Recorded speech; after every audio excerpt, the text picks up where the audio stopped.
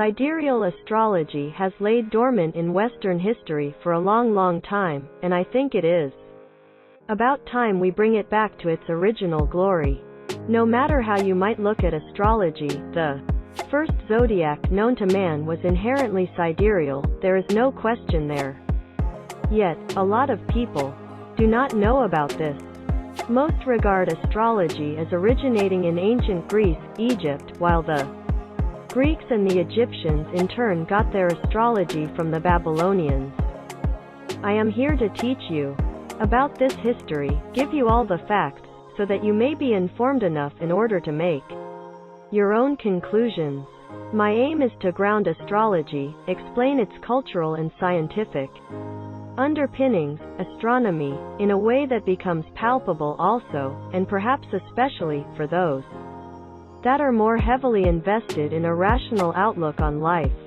So when I explain sidereal astrology to others, I oftentimes start by stating, I use a different astrological system from the mainstream one that is still connected to the stellar constellations. The looks I then get are still a bit confused, because it seems very obvious. Duh, astrology is the interpretations of the celestial heavens, so why wouldn't it be based on the constellations? So, I continue. Yes. So it uses the same traditional signs, Aries through Pisces, but a different way of calculating the planetary placements, resulting in a different set of data for the sun signs. That system was formulated in ancient Greece, and their astronomy was based on the idea that the sun and all the planets rotate around the Earth. Now we know that this is not correct. The sun is the center of our solar system and all the planets rotate around it. What they also didn't comprehend, at least not fully, is that the Earth wobbles, which causes an astronomical phenomenon called the precession of the equinoxes. Basically, this causes the zodiac, with its constellations, to shift backwards 1 degree every 72 years. Originally, astrology was based on the stellar configurations, constellations, and the placements of the planets in those configurations. It is also worth mentioning that back in the day astrology and astronomy were the same thing. Astronomy referred to its mathematical side, used to calculate the placements of the planets as observed in the night sky, and astrology referred to the interpretation of those placements.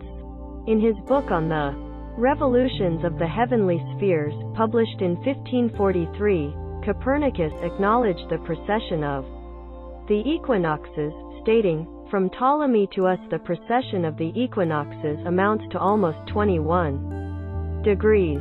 Famous astronomer and astrologer, Johannes Kepler, reaffirmed this in his work New Astronomy, published in 1609, and positioned the sun at the center of our solar system.